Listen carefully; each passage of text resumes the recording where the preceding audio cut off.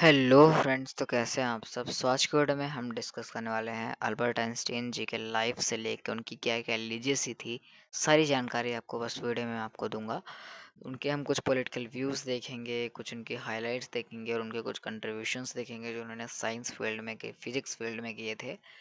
So make sure आप video के and तक देखिए जिससे आपको सारी जानकारी मिल सके। So let's start the video.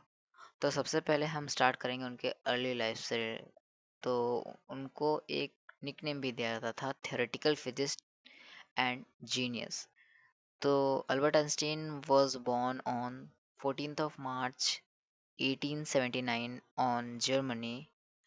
And Germany की एक यूएलएम सिटी है, वहाँ पे इनका जन्म हुआ था। और इनके मदर और फादर जो थे, इनकी मतलब फाइनेंशियली इनकी कंडीशन जो थी वो बेटर थी। सो इसलिए इन्होंने अपना प्राइमरी एजुकेशन और इवन सेकेंडरी एजुकेशन भी जर्मनी से ही किया था। तो अभी आपको आगे वीडियो में पता चलेगा।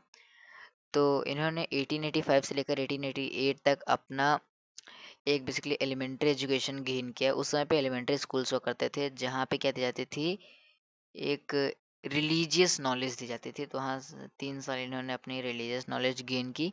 फिर 1888 से लेकर 1894 तक इन्होंने अपनी सेकेंडरी स्कूल कंप्लीट की मुनिच से। मुनिच एक सिटी है वहाँ पे यूएलएम में। एंड फिर 1895 में इन्होंने एक एंट्रेंस टेस्ट दिया था, ईटीएच एंट्रेंस एग्जाम। इसका फुल फॉर्म मैं आपको वीडियो के एंड में बताऊंगा। तो उस पे ये फेल हो गए थे, लेकिन 1896 में इन्होंने एर्ग्यू स्कूल से ग्रेजुएट हो गए ये 1896 में। और फिर स्विट्जरलैंड चले गए। जो एर्ग्यूस कॉन्टिनेंटल स्कूल है वो कहाँ पे है, स्विट्जरलैंड में है। तो वहाँ पे अपने एक इन्होंने अचीवमेंट इन्हें गेन हुई जब ये ग्रेजुएट हुए थे। अब हम देखते हैं थोड़ा सा इनके और लाइफ के बारे में। तो सबसे पहले मैं आपको बता देना चाहता हूँ कि 1909 में ये प्रोफेसर बने।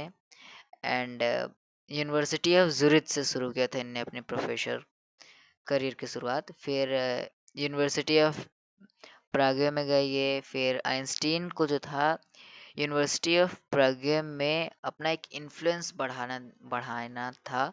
तो आइंस्टीन जी ने भी ये बहुत ही अच्छी तरीके से किया था। इवन 1911 में वो बेस्ट प्रोफेसर थे यूनिवर्सिटी ऑफ प्राग के। एंड अब अगर हम देखें थोड़ा सा, तो 1914 में इन्हें डायरेक्टर रोल मिला। एंड कहाँ का डायरेक्टर रोल मिला है, ये जो वेलहम इंस्टीट्यूट था जो कि बर्लिन में है, यहाँ से इन्हें लीडिंग रिसर्च इंस्टीट्यूट ये जो है, यहाँ से इन्हें डायरेक्टर का रोल मिला 1914 में। फिर 1921 से 1932 पे अगर हम देखें तो इन्हें कुछ कुछ लेक्चर्स दिया करते थे। रेगुलर लेक्चर्स इन्होंने देना बंद कर दिए थे। एंड ये ट्रेवल बहुत ज़्यादा करते थे अपने लेक्चर्स के लिए। पूरे यूरोप में ये फेमस थे।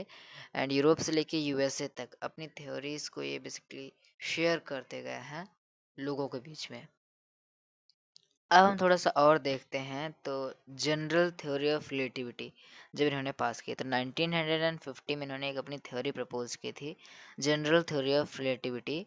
एंड इसने क्या किया कि हमें इस थ्योरी ने हमें ग्रेविटी को समझने में बहुत ज़्यादा मदद की। एंड फिर 1919 में क्या हुआ कि ये एडिंगटन द्वारा ये कंफर्म कर ली गई ये थ्योरी। एंड उस समय पे एक सर हुआ करते थे इनके, सर एर्थन एडिंगटन। इन्होंने इस थ्योरी को कंफर्म किया एक सोलर इक्लिप्स के टाइम पे, और इस थ्योरी को सच बताया उनने, जनरल थ्योरी ऑफ रिलेटिविटी को। फिर 1915 से 1919 तक जो हुआ था, ग्लोबल रिकॉग्निशन इनको मिली। ये बिल्कुल एक ग्लोबल सेलिब्रिटी की तरह बन गए थे अपनी इस थ्योरी के कंफर्म होने के बाद। न्यूज़पेपर्स में आने लगे थे, मैगजीन्स में आने लगे थे। तो अब हम देखते हैं अल्बर्ट आइंस्टाइन जी के नोबेल प्राइज अचीवमेंट के बारे में। तो इन्हें नोबेल प्राइज मिला था फिजिक्स में।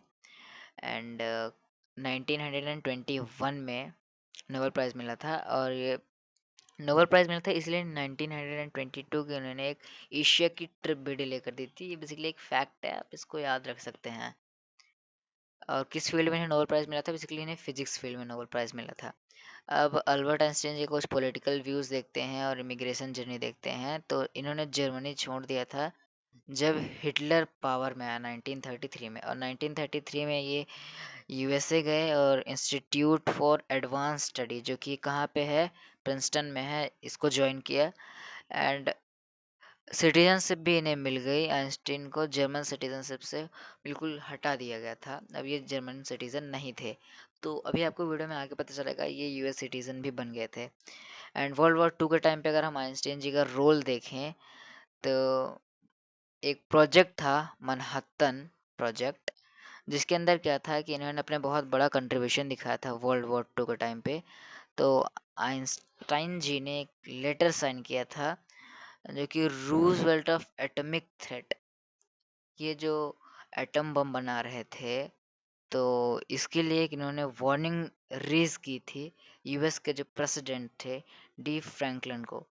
और Nazi Germany atomic bomb fair एक सता रहा था इन्हें वर्ल्ड वॉर 2 के टाइम पे।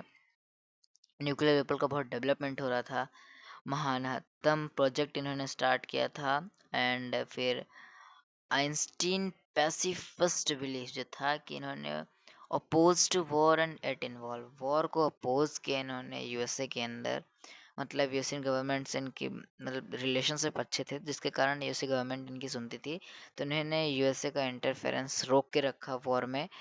एंड इनका जो प्रोजेक्ट था ये डायरेक्टली नहीं था वर्ल्ड वॉर 2 के लिए, बट इनके कुछ कॉन्ट्रीब्यूशन थे वर्ल्ड वॉर 2 में। अब हम देखते हैं थोड़ा सा इनके लेटर ईयर्स और डेथ के बारे में। तो यूएस सिटीजन ये बन गए 1940 में। एंड जैसे मैंने आपको वीडियो के पहले भी बताया था। एंड फिर ये सिविल राइट्स एंड पीस के लिए एक्टिविज्म करने लगे, कंटिन्यू करने लगे अपने को, जस्टिस और जस्टिस के लिए भी लड़े।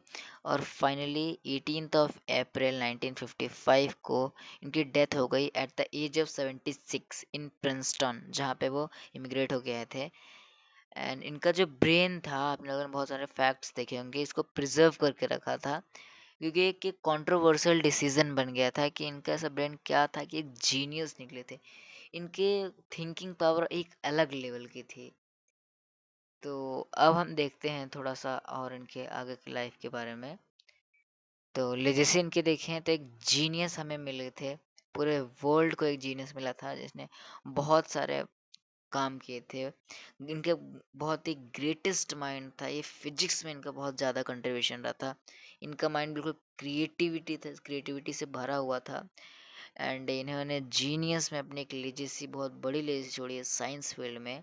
एंड कल्चरल इम्पैक्ट देखें तो बहुत ही पॉपुलर कल्चर बन गया था, बहुत सारे लिटरेचर्स स्टार्ट हुए थे, आर्ट लिटरेचर से सारी चीज़ें स्टार्ट हो गई थी। एंड ह्यूमन नॉलेज में इनका बहुत बड़ा कंट्रीब्यूशन रहा था।